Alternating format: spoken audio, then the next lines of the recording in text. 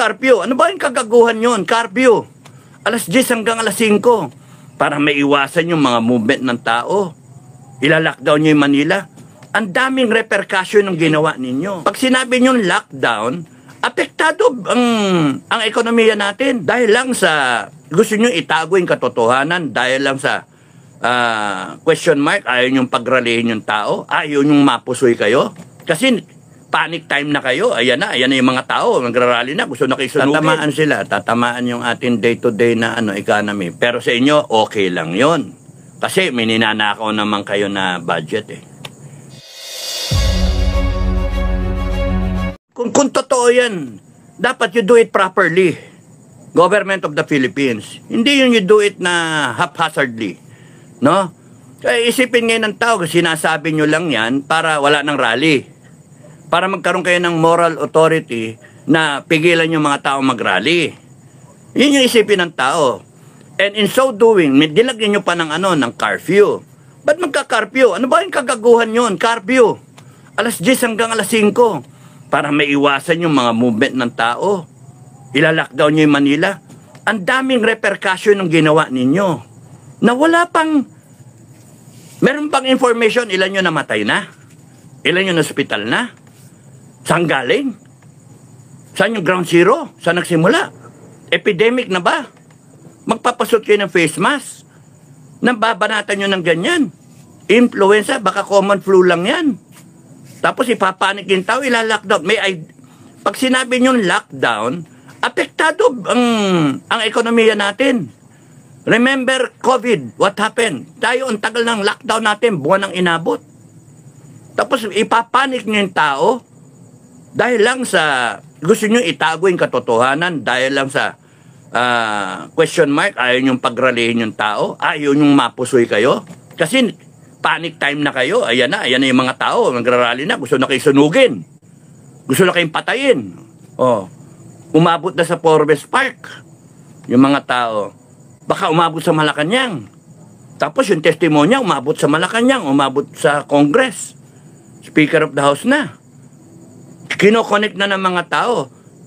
And pinaghahandaan ninyo, ganun ba?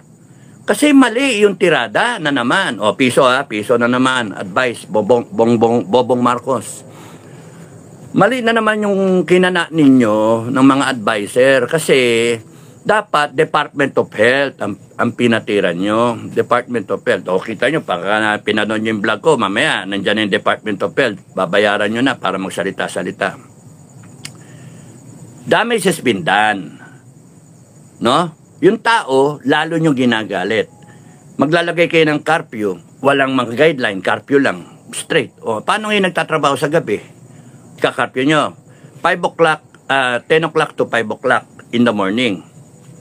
Di ba kayo nag-iisip? Sa gabi, 10 o'clock to 5 o'clock, natutulog yung tao o manonood mo ng Netflix, yung karamihan, bago matulog. Bobo magka-curfew ka ng 10 to 5. Para saan? Dahil dyan sa influenza?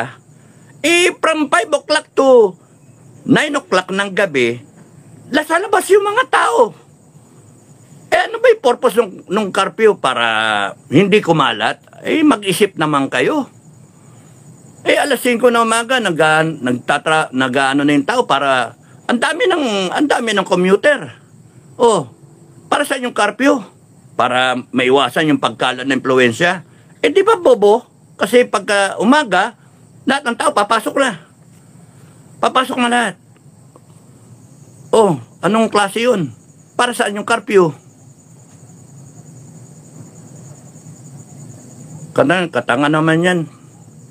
Kaya ang magiging conclusion naman mga kababayan natin, niloloko lang tayo. Pineflex nyo yung inyong power na naman na galing sa amin, pineflex ninyo na ayan na, may influensya na, influenza. Tapos tinatakot niyo yung taong bayan para supilin ninyo yung pag-aalsa ng taong bayan, yung pagrarally ba, yung nagiging more and more na yung resolve ang taong bayan, natapusin niya korupsyon. War on corruption. Galit na yung taong bayan. Kasi nagalit sila Meron pa kayong ICI. Hindi naman transparent. Nag-resign nga si Magalong eh. Tapos nun, tinanggal nyo si Marcoleta, nag-iimbestiga na, natutumbok na. Tinanggal nyo, pinalitan nyo, hanggang Speaker of the House pa, pinalitan nyo, para mapalitan lang si Marcoleta. Tapos nun, nilagay nyo si Lacson. O, de-imbestiga. We were willing to listen sa investigation ni Senator Lacson. Kabalyer yun eh. Ako, I was willing to listen to Senator Lacson. Being a Cavalier, class 71. Wala namang idol nga supposed to be si Senator Lacson. Pero nung nagsalita yung Gutesa, it appeared na merong kinikilingan si Senator Lacson. Sorry sir pero yun yung dating eh. Kasi dapat yun, nung nagsalita si Gutesa, nagde-deliver kaliwa kanan na, kung saan, nung sinabing Malacanang, medyo tinigil. Dapat yung puntiri kung nagsisinungaling o hindi. Kung totoo ang sinasabi. Dapat yun, yung mga kasama niya, pinatawag nyo, inimbestigahan nyo. And kaya nung tinigil nyo, wala na.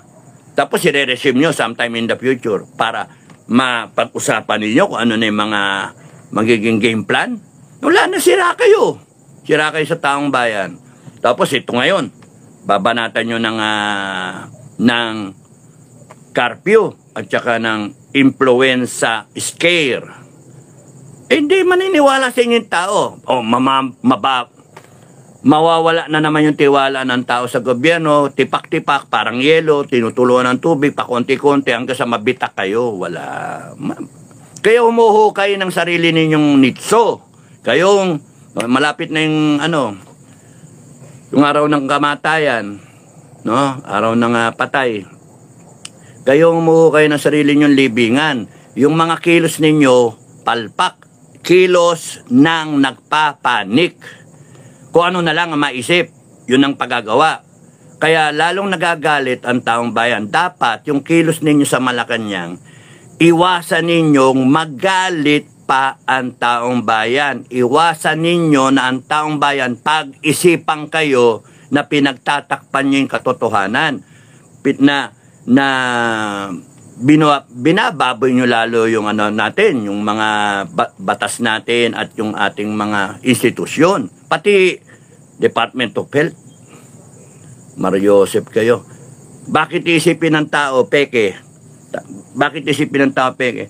Nung rally nga ng September 21, bumanat kayo na signal number 5 umaraw signal number 5. Sinabi ng Pag-asa. Saan yung signal number 5? The next day, wala rin. Signal number 5. Tapos nun, para hindi pumunta yung mga tao. Ang galing din kayo kasi kayo rin ang nagpondo doon sa mga rally. Bawal ang BBM resign. Kaya nga, tapos nun, susupilin nyo ng supposed to be na kayo nagparally, pero titirahan nyo ng signal number 5. Ngayon, influenza naman. Ang hindi nyo iniisip, tatamaan yung ating mga business establishments. Tatamaan sila, tatamaan yung ating day-to-day na economy. Pero sa inyo, okay lang yon.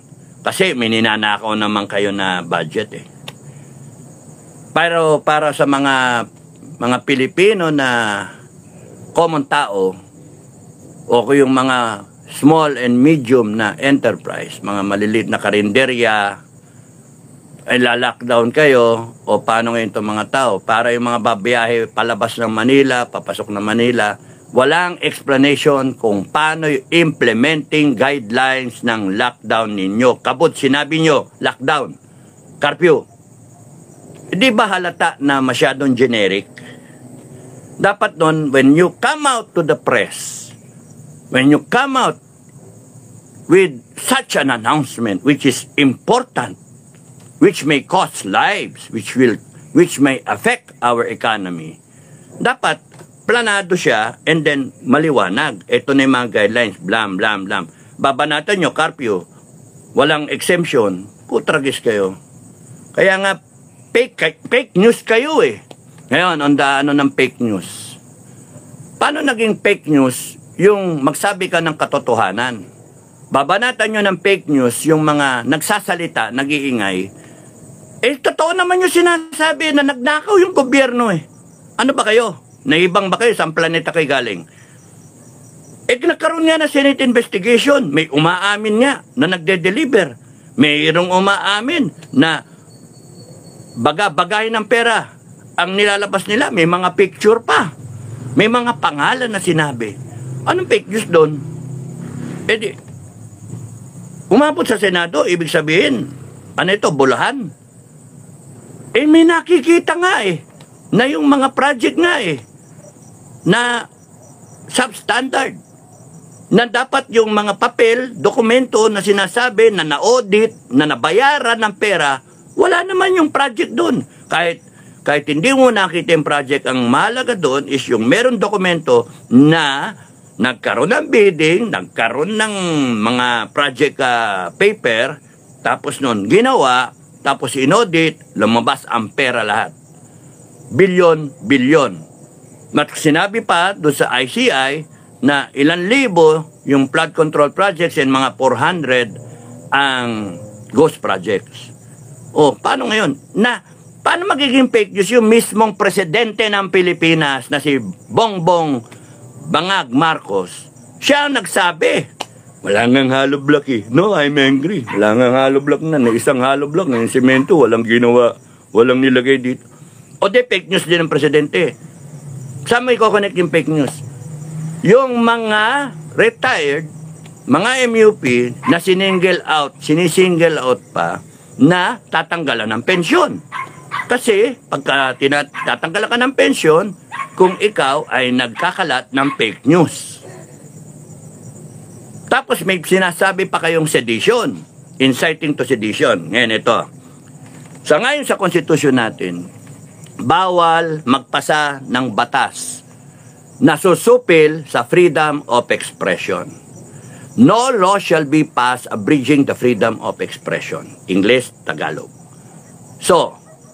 Yang retirement law na yan, dapat yan, pagka nag-reboot tayo, tignan yan at kung nakita na in some way it is trying to abridge the freedom of expression of retired officers and men of the armed forces of the Philippines or any law related to